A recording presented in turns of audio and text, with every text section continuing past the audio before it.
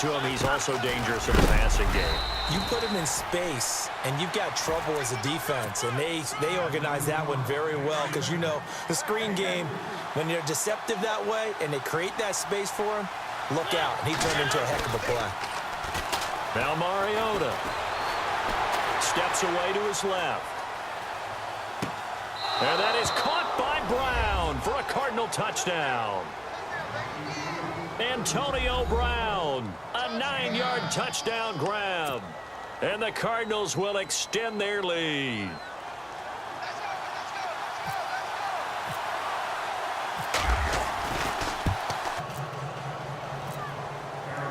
Out is the kickoff unit as they run up and send this one away. This will be taken to the back of the end zone. And he will be taken down here on the return on what will wind up being the final play of this third quarter. Back now in Miami. A lot of folks starting to make their way to the parking lot. Their guys trail big here to begin quarter number 4.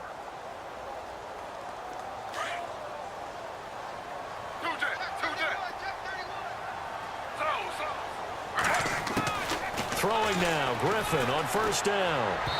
And this is incomplete. He was looking to hit his running back, Le'Veon Bell, that time. And it's second down. Another wayward pass. You know, things started out poorly in this game, and to be frank, they just really haven't gotten much better. And all that does is embolden a secondary. They feel good about what's going on, and they just play better and better. Again on 2nd and 10, it's Griffin. And this one caught by Dez Bryant.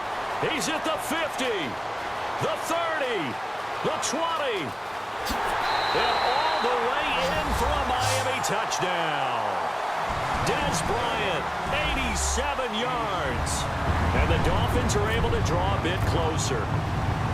Partner, you know the real key is to stopping a good passing attack? You tell me. Being able to tackle as soon as a guy catches the football. Didn't work out there. No, because when you give up the big run after catch, the rack yardage, that puts your defense in a big-time stressful position. A lot of rack yardage and a touchdown there on the big play. Returning it, John Ross. And the decision to bring it out is going to cost him about 7 yards all told as he's taken down back shy of the 20. Arizona getting ready to go as they take the field. They are just putting things together so well here, drive after drive. They really have captured the momentum, haven't they? They've taken momentum and pretty much not just give him a jersey, but a seat on the bench as well. Whatever do you need, you've got it, because the way they're stringing things together and creating that distance between them and their opponent is really hard to narrow that gap. And the other part is they're taking their spirit away from them, too. Yeah, now they're just looking to add to that total.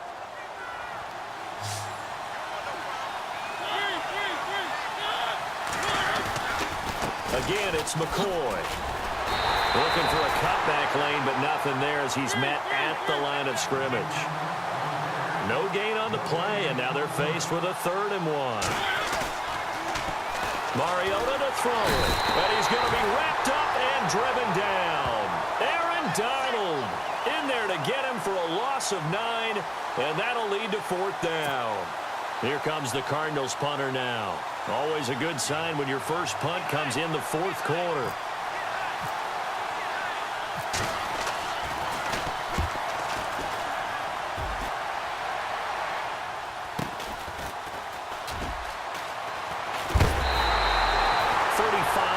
That time on the punt, and the Dolphins will begin this drive in great field position, 1st and 10.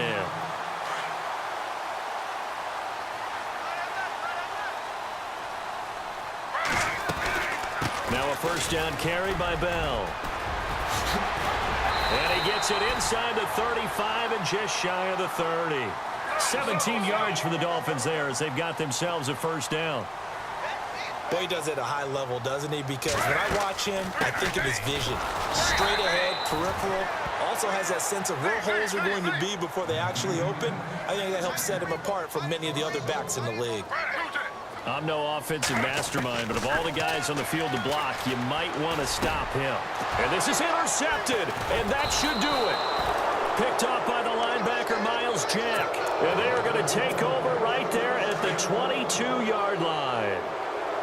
Partner, we always talk about possessions being at a premium in these games, and now in this situation, throwing an interception here when you have to claw your way back in, that one's going to hurt, and in a big way. And he'll wind up losing yardage here back at the 21-yard line. And the offense behind the chains here a touch on 2nd and 11.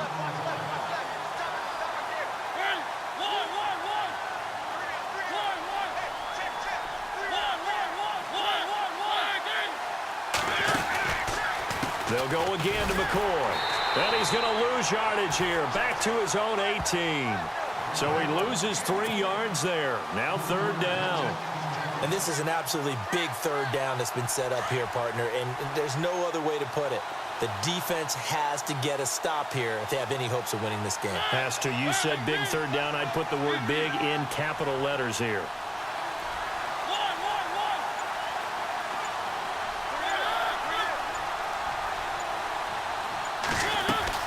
On 3rd down, here's McCoy.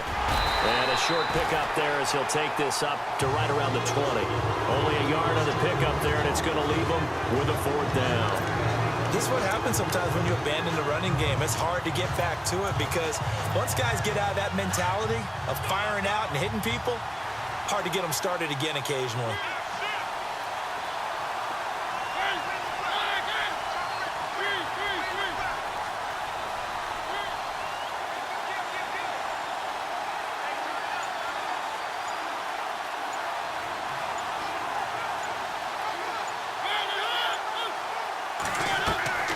Fourth down, Mariota.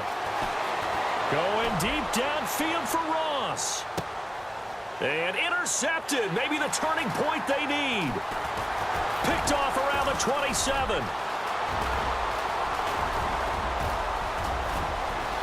And he will bring it back. It's a pick-6 and a Dolphins touchdown.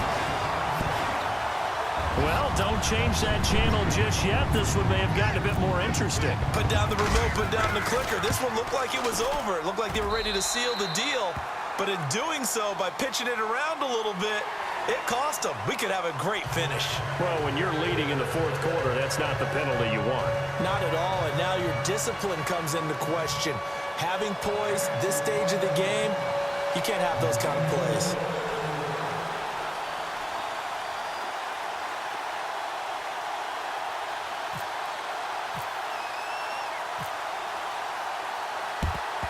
And this is going to be recovered by the hands team.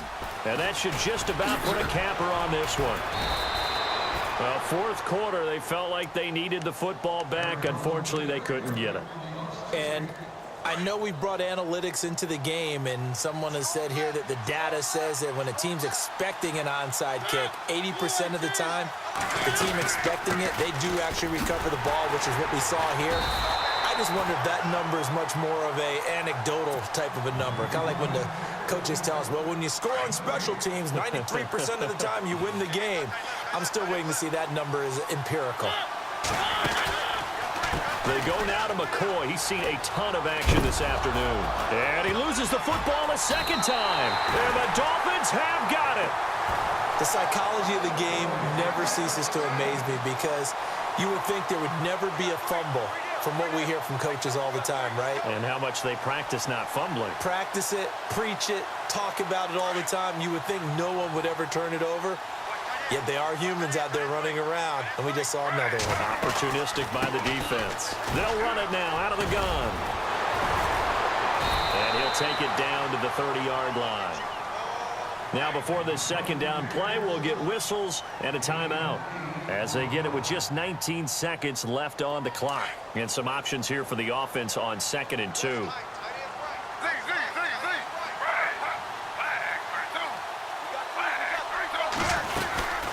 They'll run it now out of the gun. Give him 12 yards there, and the Dolphins have a 1st down. And now we won't see a play on 1st down. We're going to get a timeout instead as they stop it with 14 seconds to go in the game.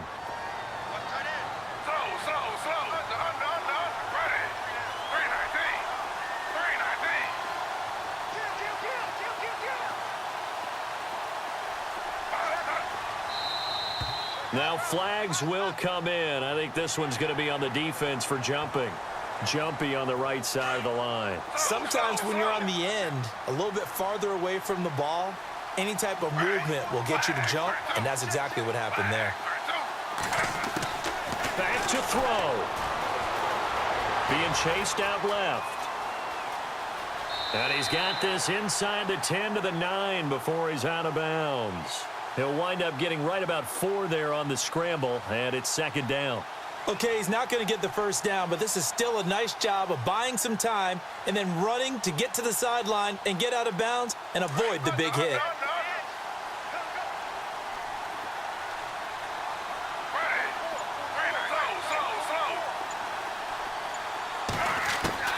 He'll look to throw. Eluding the pressure right. And it's caught. It's a touchdown with zeros on the clock. And an extra point will send us to OT. Well, there's no doubt they just seized the momentum with that one. They can go ahead and kick the extra point here and ride that home wave on into overtime. And no sweat. He puts it through, and we are tied here in the fourth. And here in overtime, if the team that receives the ball scores a touchdown, it's over. If they don't, we can still have some more football. That's exactly right. If they go down and kick a field goal, the other team gets a possession to either match it or score a touchdown to win the ball game. If both teams kick field goals, the next team to score wins. But if the receiving team throws a pick six or fumbles the ball and it gets picked up by the defense and they score, the game is over at that point. And he'll wind up about 4 yards shy of where he would have been if he had taken a knee, as they'll start at the 21-yard line.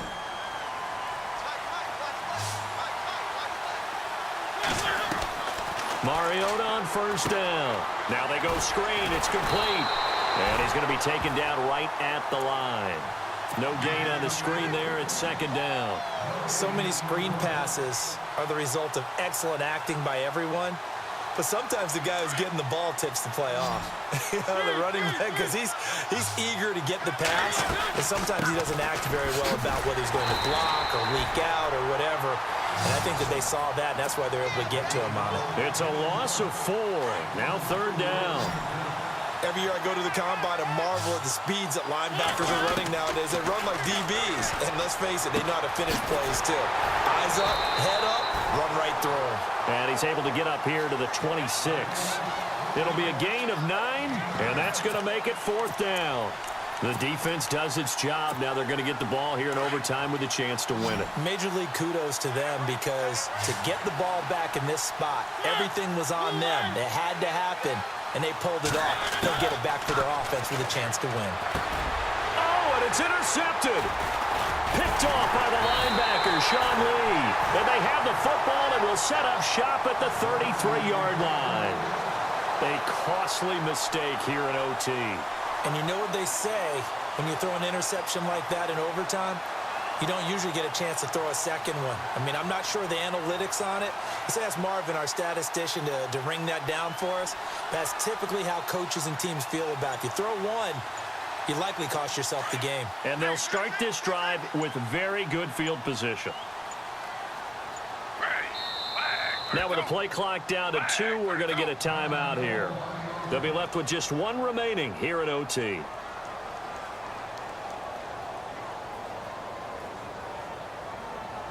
And a great spot to start this drive from here. A give to Bell.